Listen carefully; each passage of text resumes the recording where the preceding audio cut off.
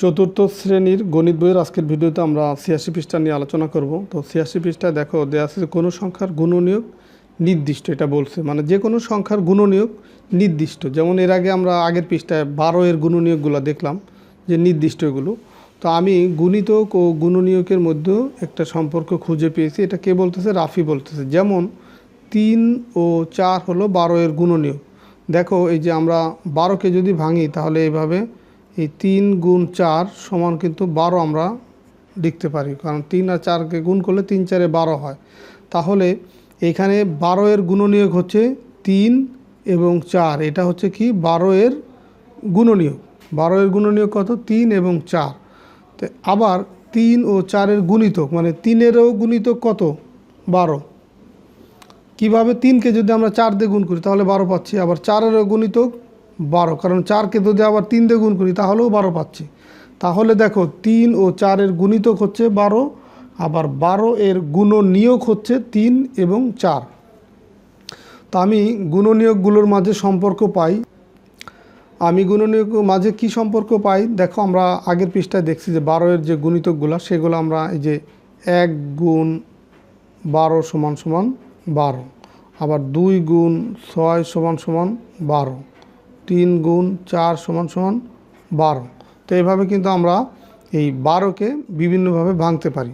তো এখন এই যে ১২কে যে বিভিন্নভাবে ভাঙার পরে এই বাম পাশে যে সংখ্যাগুলো পেলাম এগুলাই হচ্ছে গুণনীয়ক, যে ১ ২ ৩ ৪ ৬ ১২ এগুলা কি গুণনীয়ক। তো এইগুলোর ভিতরে আবার একটা মিল আছে বা একটা সম্পর্ক আছে। যেমন ১ আর ১২ এটা গুণ করলে ১২ পাচ্ছি, যে ১ আর ১২ গুণ করলে ১২ পাচ্ছি।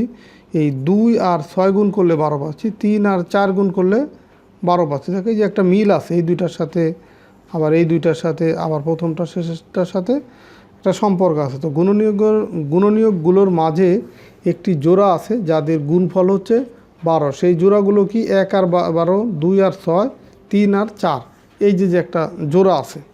তো কোনো সংখ্যার গুণিতক গুণনীয়ক দ্বারা নিঃশেষে বিভাজ্য। কোনো সংখ্যার গুণিতক গুণনীয়ক দ্বারা নিঃশেষে বিভাজ্য। যেমন ধরো এই যে ১২, এই ১২ এর গুণনীয়ক কত? ৩ এবং ৪। তো ৩ দ্বারা ১২ নিঃশেষে বিভাজ্য, আবার ৪ দ্বারাও ১২ নিঃশেষে বিভাজ্য। তো এখন এই যে এখানে ৩-এ আবার কিছু খালি ঘর দেওয়া আছে, যে খালি ঘরের সংখ্যা বসিয়ে নিচের সংখ্যাগুলোর গুণনীয়ক বের করি। তো আমরা জানি যে কোনো সংখ্যার ক্ষেত্রেই ১ এবং ওই সংখ্যা হবে তোমার, যেমন ধরো ৮-এর ক্ষেত্রে ১ এবং ৮ হচ্ছে ৮-এর গুণনীয়ক। তো প্রথমেই দেখো দেয়া আছে ১ আর ৮। এখন ৮কে যদি আবার আমরা এই ৪ দুগুণে ৮, তার মানে ৮-এর ক্ষেত্রে আবার ৮কে যদি ভাঙি ২ পাবো এবং ৪ পাবো, এটা করে দেওয়া আছে। তো ১০-এর ক্ষেত্রে একইভাবে ১ আর ১০ হবে ১০-এর গুণনীয়ক। তো ১০কে যদি আবার ভাঙি এই ৫ দুগুণে ১০, তার মানে ২ গুণ ৫, এটা আমরা ভাঙতে পারি। তাহলে এখানে ১০-এর গুণনীয়ক দাঁড়াচ্ছে কি? ১ ২ আর ৫। আবার ১১-এর গুণনীয়ক, তো ১১ হচ্ছে মৌলিক সংখ্যা। তো এই মৌলিক সংখ্যাগুলোর ক্ষেত্রে ১ এবং ওই সংখ্যা ছাড়া আর কোনো গুণনীয়ক নাই। তাহলে এখানে হবে ১ এবং ১১। মৌলিক সংখ্যা কোনগুলো? যেমন ধরো ২ ৩ ৫ ৭ ১১, এগুলো হচ্ছে মৌলিক সংখ্যা। এইগুলোর ক্ষেত্রে ১ এবং ওই সংখ্যা ছাড়া আর কোনো গুণনীয়ক নাই। তো ১৫-র ক্ষেত্রে প্রথমেই ১ এবং ওই সংখ্যা মানে ১৫। ১৫কে আবার ভাঙা যায় ৩ ৫ ১৫, তো ৩ আর ৫, তাহলে এই ১৫কে ভেঙে আমরা এভাবে লিখতে পারি। তাহলে এখানে গুণনীয়ক কত হলো? ১ ৩ ৫।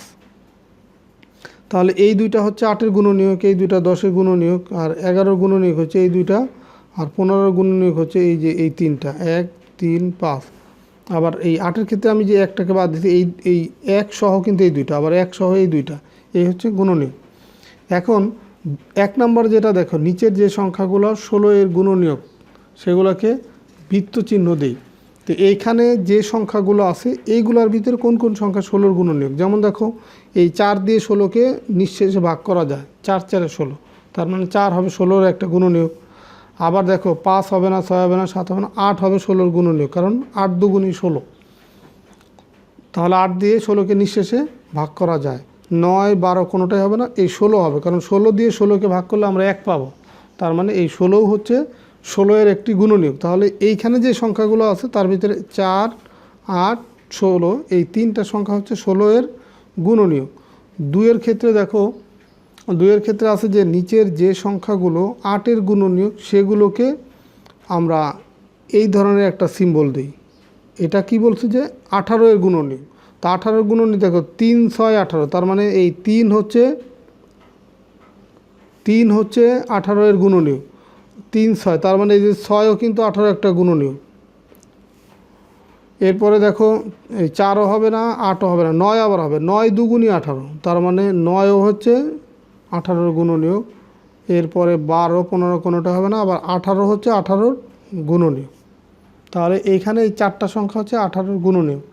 আবার 3 নম্বর প্রশ্নের ক্ষেত্রে দেখো 3 নম্বরটা হচ্ছে যে নিচের যে সংখ্যাগুলো 24-এর গুণনীয়ক সেগুলোকে এই বৃত্ত চিহ্ন দিই। 24-এর গুণনীয়ক দেখো আমরা 3 দিয়ে যদি 24কে ভাগ করতে চাই, 3 8 24, মানে 3 হচ্ছে 24-এর ভিতরে 8 বার যাবে, তার মানে এই 3 হচ্ছে 24-এর একটা গুণনীয়ক। আবার দেখো 4 6 24, তাহলে এই 4ও হচ্ছে 18-এর একটা, এই 24-এর একটা গুণনীয়ক।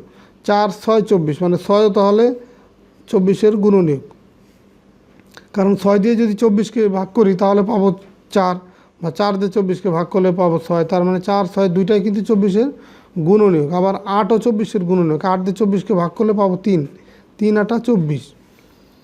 9 হবে না, 12 হবে, 12 2 24, তাহলে 12ও হচ্ছে 24-এর একটা গুণনীয়ক। 15 হবে না, 24 24-এর একটা গুণনীয়ক।